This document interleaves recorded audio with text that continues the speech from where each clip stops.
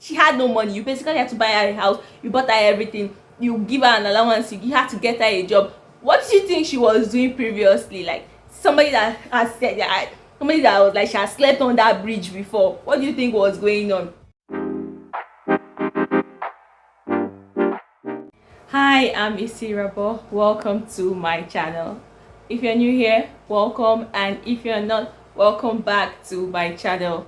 So before we move on to today's video, please don't forget to like my video, as it helps my channel's growth and helps get my videos seen by more and more people. And let's move on. Glamour Girls it was released on Netflix today. Follows the story of five ladies: Emanuela, later called Emma, Donna, Louise, Gemma, and Helion, who was known like in the movie as Hell. They nicknamed her Hell. Out of these five ladies, I feel like Emma was the main character, while Donna, Louise, and Gemma were important secondary characters. And to be very honest, Hell was pretty forgettable. Like, she was important in a few parts, but her role, even if they had removed her role from the movie would have still have been able to like go on without any hitches. She was just this bland, forgettable character that was just there for like spice or to push a particular aspect of the movie along. So let's talk about the girls, like the five main characters of Glamour Girls. First of all, we start with Emma, who was like introduced first in the movie. Emma, played by Sharon Oja, was a stripper who got fired from her job at the club for stealing a wedding ring. And we later find out, like later on in the movie, that this was like done unfairly, that she didn't actually steal the wedding ring. A few weeks later, she gets referred to Donna's escort agency by her old boss Frances. And even though she gets initially rejected by Donna for not being polished enough and for not being what Donna wants, she goes back and she fights for what she wants, and Donna eventually accepts her. Let's talk about Donna. Donna is played by Nse Ikpe-Tim. Donna is like the madam of the escorts. She owns the escort agency that Emma applies for and gets into. She's the head bitch in charge. She's the boss. She's the one that connects the girls with the rich and powerful men that they want to be their sugar daddies.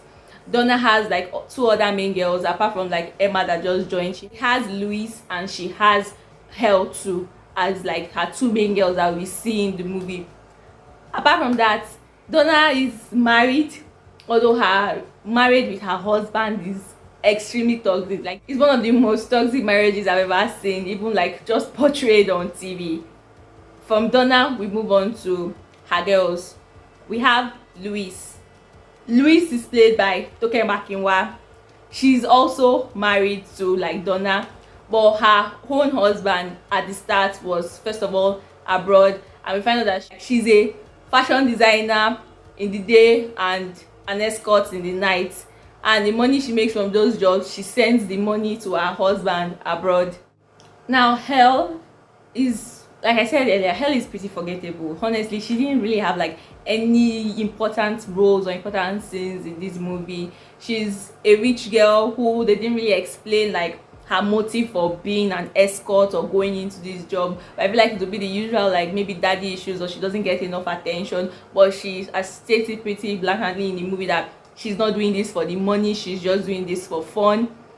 Hell's main scenes were like, she had like maybe 3 or 4 main scenes that she featured in that we actually saw her. Like I said, if Hell was removed from this movie, there is no, like, there won't be any like major change or anything that you take away from the movie. In one of her main scenes, Donna rebukes Hell for disrespecting her, and then in the second one, she announces that she has gotten pregnant and she's going to keep the baby, and then 10 minutes later she overdoses and she dies. And that was basically it. I feel like one of her main roles in the movie was where she and Emma were fighting over a seat, like very stupid fight. They were fighting over a seat and Donna breaks up the fight, and this eventually brings Emma back to Donna's attention after Gemma rejects Donna's offer. We'll talk about the offer Donna gave Gemma that Gemma rejected later. Gemma, played by Jocelyn Dumas, was Donna's former partner and sister. I don't think she's blood related, but you get what I mean by sister. She and Donna were like the in thing there. They were getting like the baddest sugar daddies and the baddest bosses and everything. But according to Donna, Gemma broke the number one rule, which is that you don't fall in love for free. Like, you don't give away your services for free. Gemma fell in love, got married, and left the business. Like, totally, like, she just went blank out, and she wasn't involved in like the escort services again. She moved on with her life, although her son Essay was Donna's godson in the movie. That's where the film like really starts. That's where the movie starts. Although, like I said earlier, Emma was hired by Donna, like at the start, but for a few weeks Donna ignored her. She didn't give her any jobs, so Emma was like really desperate. You find out why in the movie. Like, she really needed the money like urgently, so she went to Donna's escort agency to confront her directly, you know, and get a job. Like, she really needs the money right now, and she thought like things would be better. When she gets there, she's not let into the building. I feel like, based on the orders of Donna. But Gemma comes in. That's like the first time we actually meet Gemma like completely. When she comes in, she tries to at first advise Emma that she should try to find a decent work, she should try to find a better job. But Emma like replies and is like, style of like rich people shading a hustle that people that don't have any other choice have to go. So that's basically the gist of what Emma said. But what she said was, she said of people that are like fully satisfied, that are not hungry, like trying to tell people that are still hungry that the food that they are eating is not sweet. So eventually, like, Gemma helps her get into the building because, you know, Gemma is known. She's Donna's former business partner. When she gets in, Emma waits like in the waiting room. She's told to sit in the waiting room while Gemma goes in. That's where we find out what's up with Gemma. Gemma's husband that she left the business for is very sick, and they've sold off all their properties. They sold off everything. Like, they've sunk everything they had into like treating him, and all they have left is this land that Gemma wants to sell to Donna. Donna rejects the land. She's like, the land is not even in a favorable part of town, so she doesn't want the land. And she's like, okay, she will loan Donna the money, but only if Donna agrees to do her a favor. And you know, this kind of movie now, you know the kind of favor she wants. She was like, they have a party organized by Donna's main backer, Chief Nkem. It's like the bado of the bado, the alpha of the alpha among the rich men that like their backers and sugar daddies in the movie. That Chief Nkem is organizing a party, and he wants her to bring entertainment. So she wants Gemma to come back and be like one of the entertainers, because we find out that Gemma was like very well known, to the extent that she even dated like an African president, because like she was that good at her job, at her work. But Gemma rejects it and tells Donna that, well, she's so glad that, and she's thanking her for thinking that Gemma is irreplaceable, but she's going to reject this offer. She leaves. So I feel like that sparks something in Donna's head, that, oh, you think that you are irreplaceable, blah blah blah blah blah blah. That's when Donna comes out and breaks up the fight I was talking about earlier between Hel and Emma. When she breaks up the fight, she looks at Emma, and I feel like Emma grabs her attention because she was still angry that Gemma thought she was irreplaceable. It was not like, okay, nobody is irreplaceable, everybody is replaceable. She now picked Emma and took Emma with her to the party. The party day arrives, and at this point, Louise's husband that was abroad before has come back to Nigeria. So she has had to be bringing up like different excuses of where she's going to. She has been claiming that, okay, she's going to her boutique this late at night, that she has like different clients that have to see her day in day out. So the day of the party, she claims that she has a bride that is like a nightmare bride, and she has to go and meet her because the lady's wedding is the next day. So she leaves and she heads to the party.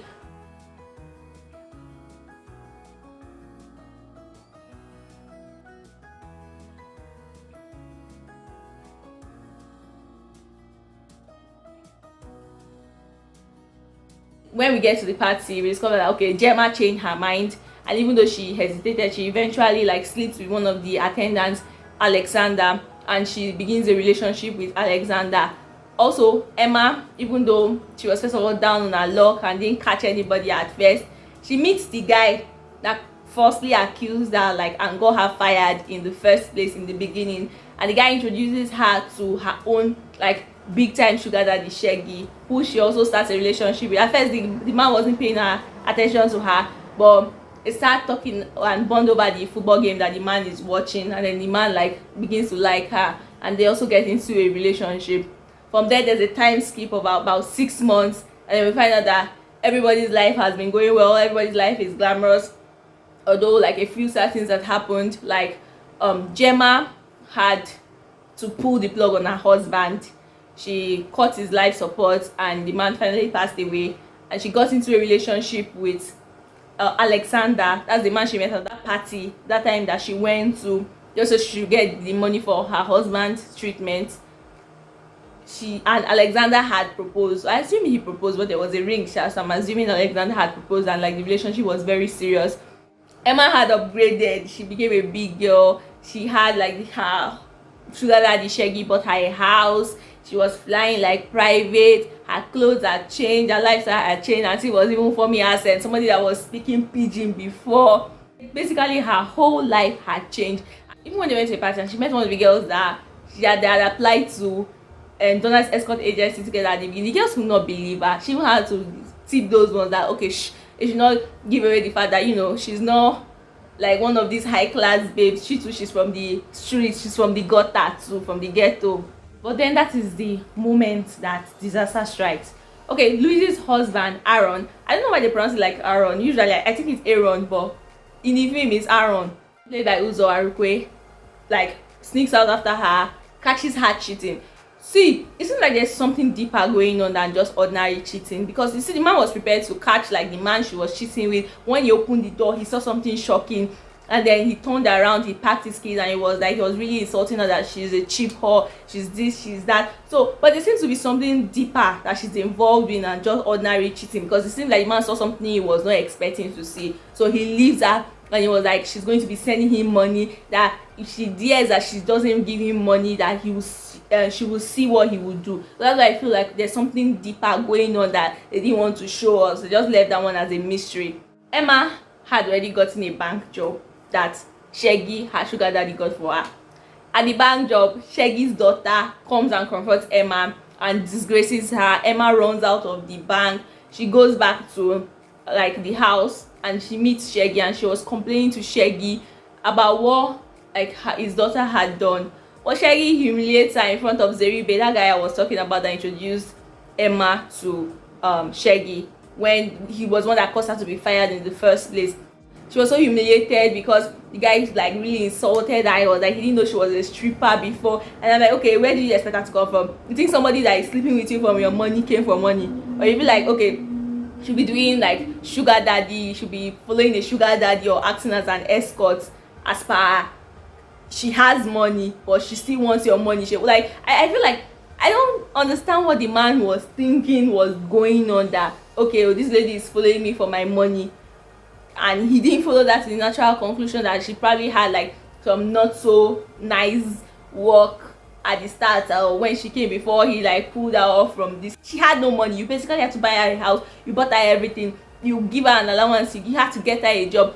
What did you think she was doing previously? Like somebody that has said that, somebody that was like she had slept on that bridge before. What do you think was going on? She felt some kind of way. She felt humiliated by Shaggy. She slept with Zeribe, and Shaggy heard. Well, he didn't do anything. He didn't do like he heard. He did his own later back at the end. But you have to watch it to find out what happened. And then Gemma and her fiance Alexander, she now found out that Alexander was not what he claimed to be. Alexander that seemed like so perfect, because for a while she had been noticing that her son was very gloomy and he wasn't reacting the same way. He was very quiet and always sad and always downcast, and she thought he was sick, so she was giving him medicine, and she was even telling him that, oh, see, Alexander has been good for us, Alexander will take care of us. So when she woke up one night she found that Alexander was not in the room. She went out, she now found Alexander in her son's room. Alexander was molesting her son, Essay, and she hit him and she killed him, even though she got beaten up too sharp, but she killed Alexander. The thing is, Alexander had threatened Essay that if he tells his mom what is going on, he will kill his mom, he will kill Gemma. And Gemma too was equally telling the boy every time that, you know, Alexander is a good person, Alexander will take care of us, you don't need to be worried. So the boy could not say anything. That's why the boy was so downcast. But that caused a huge problem. Like, that caused a major disaster. Alexander was the money man for some of these like rich ass billionaires. He was the one taking care of their accounts when they were, squirreling away all their dubious money, and they don't want anybody to find out. And even though the girls did not steal the money, they got rid of Alexander. They could not admit that they got rid of Alexander because Donna helped Gemma clean up, get rid of Alexander's body, everything. They couldn't admit that they got rid of Alexander because that's like admitting that they murdered somebody, which the men could also hold over them. So they basically had to be like, okay, Alexander just disappeared. They didn't know Alexander disappeared, but okay, produce my money now. They could not produce it. So the men thought the girls had killed Alexander and stolen their money, and so they started chasing after them, ruining their business, harassing them, stalking them. Eventually, they found the money. They were able to return the money to Chief Nkem and his men, and like Chief Nkem and his people. But before that, Zeribe found out the truth of what had occurred from Emma. Him and Emma now came up with a plan of, okay, how they would take away some of the money, because they found out that although the money that was stolen, the money that Alexander had for those rich men was about $10 billion, what was actually in the account was $21 billion, because Alexander also equally had his own money. So you understand? So there was an excess of $11 billion on the account. So they were planning that, okay, they would take a few billion, because it's that easy. The way they are calling money in this movie, like the money is growing on trees. It's like they would take a few billion from the money, and they won't notice it. They will be like, okay, even if they see extra, what they'll see is extra. If they take like shave like one or two on top, they can just run away. If you have all the money, this man will never know like there was anything missing in the first place. So Emma agreed, but then Zeribe tried to double cross her, and then she double crossed Zeribe back and got him in trouble, and the whole thing was dramatic. At the end, we now find out that the bluff that Zeribe wanted to pull on Emma, Donna actually pulled off the bluff. She gave the flash drive to the chief, told him that here's his money with extra. We now find out that she actually gave him 15 billion instead of 21, because it was extra money. They didn't really think much of it, and Donna walks away with $6 billion extra. Like, it's not even funny. This is you and your generation. You don't need to work again. You can just go and be chilling in one island, spending your money, enjoying life. Like, you don't have to stress yourself again on top of anybody's mess. Like, you're a billionaire in dollars. So, but Gemma was like, she's not doing this anymore. She's tired of this life, and like, I don't blame her after all the stress and all the struggle. But Emma leaves. When she leaves, I'm like, okay, that was smart of you, because of all this. She nearly died on top of this matter, and then Emma now comes back in.